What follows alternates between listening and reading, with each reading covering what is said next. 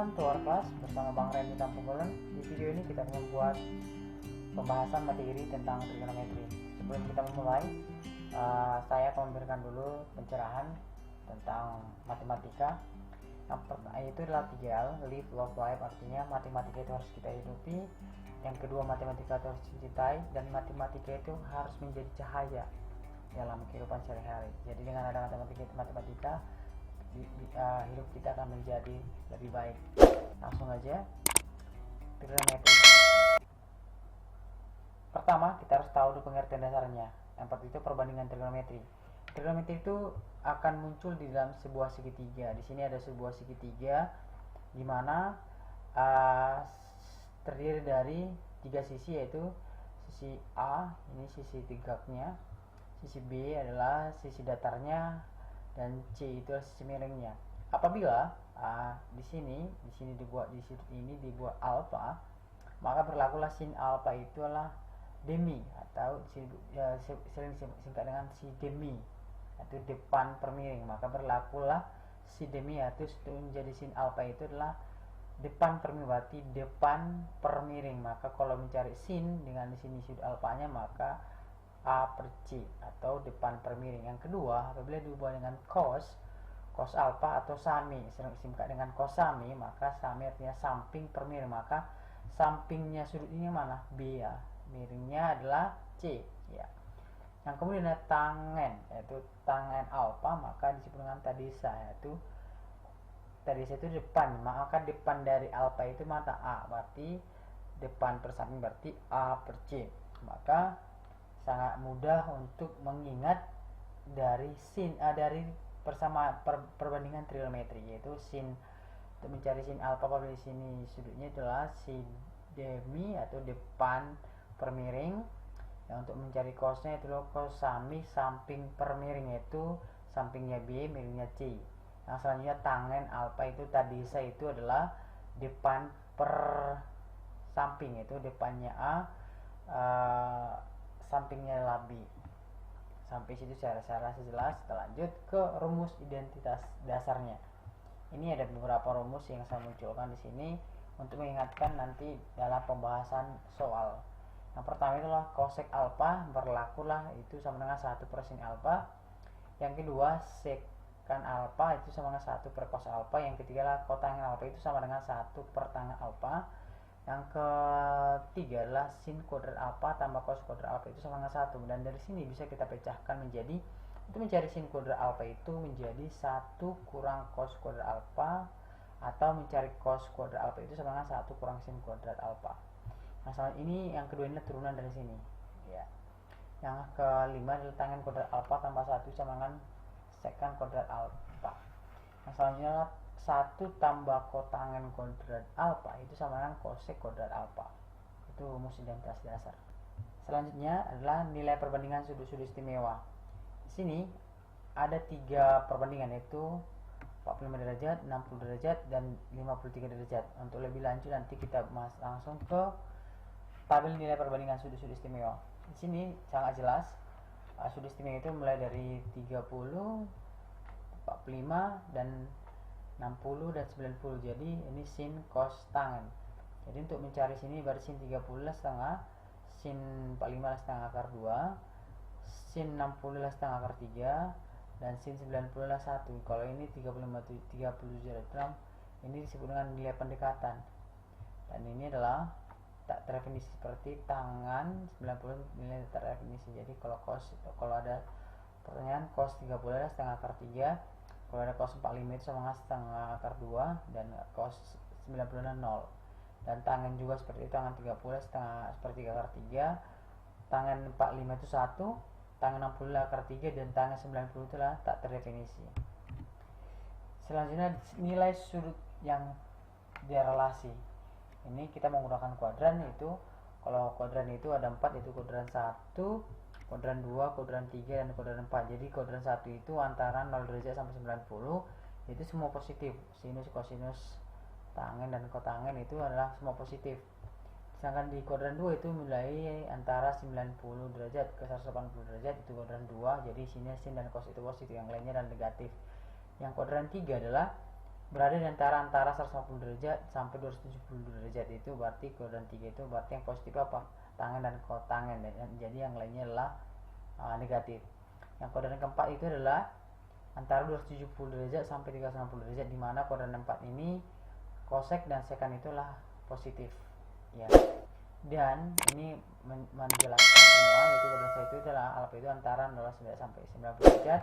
Kuadran 2 adalah alfa itu berada antara 90 derajat sampai 180 derajat, dan kuadran 3 adalah 180 derajat dan 270 derajat, dan kuadran 4 itu adalah 270 derajat sampai 360 derajat. Ini keterangan ini menjelaskan dari gambar. Selanjutnya, nilai perbandingan sudut berelasi. Jadi kuadran 1, kuadran 2, kuadran 3 dan 4 di sini kita buat sin cos. Berarti kalau sin 90 derajat kurang 90 kurang alfa kuadrat itu sama dengan cos alfa kuadrat. Cos alfa derajat. Yang kedua, cos 90 kurang alfa itu derajat alfa derajat itu sama dengan sin alfa derajat. Yang ketiga lah tangan 90 kurang alfa derajat itu sama dengan kotangen alfa derajat.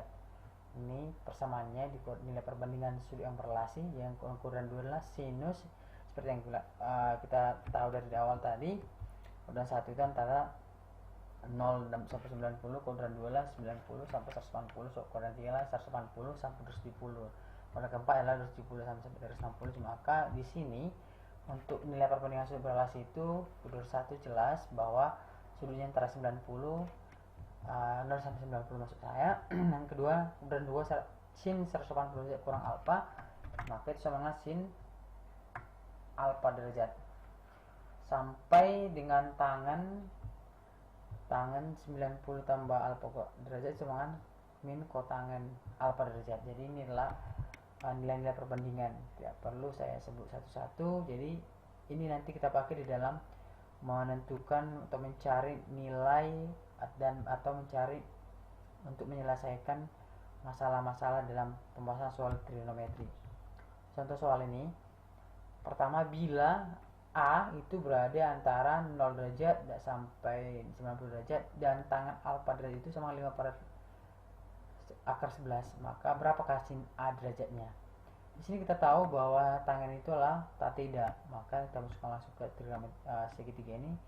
Tangan itu tadisa, depan persan, maka depannya sampingnya kali 15. Jadi untuk mencari kemiringannya itu kita harus menggunakan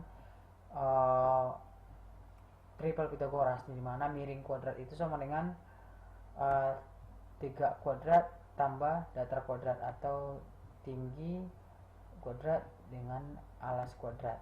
Jadi sini sama dengan akar 11 kuadrat tambah 5 kuadrat sama dengan akar 36, maka X itu dapat 6. Maka otomatis sin A itu maka 5 per X, apa sin itu adalah sedemi depan per miring, maka jawabannya lah 5 per 6. Maka A kuadrat itu berada di kuadran 1, maka jawabannya adalah A. Itu soal nomor 1.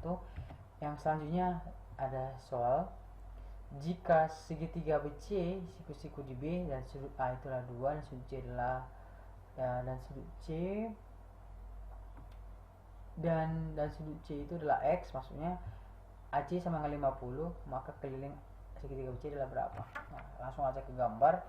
Katanya siku-siku di B, maka siku-siku di B dan sudut A itu sama dengan 2X dan sudut C itu adalah X, dan katanya AC sama dengan 50, maka berapa kelilingnya? Dari sini langkah awal yang harus saya lewati adalah kita buat dulu persamaannya, dimana X tambah 2X itu kan ini 2X ini kan jumlah sudut segitiga itu adalah 180 derajat, berarti ini kalau siku-siku 90 berarti sana 90 derajat, maka kita dapatlah X tambah 2X sama 90 derajat, maka berlakulah 3X sama dengan 90 derajat, maka X itu berapa? 30 derajat. Dari mana 3X? Karena X tambah 2X maka 3X, maka dari situ X nya dapat 30. Jadi kita ubah, kalau sin X maka berarti X itu 30 derajat, maka kita ubahlah dulu X itu ke dalam bentuk persamaan, yaitu sin X, berarti sin itu sin demi, maka depan per mi berarti AB per AC, maka AB nya tadi berapa? maka kita kali silang, maka dapatlah AB itu sama dengan AC kali sin X. Maka AC nya berapa tadi? 50 kali sin X, maka sin dari 30 lah setengah, maka 50 kali setengah sama 25. Maka dapatlah sin AB nya itu, maka AB dapatlah menjadi 25. Sekarang yang menjadi pertanyaan adalah kelilingnya.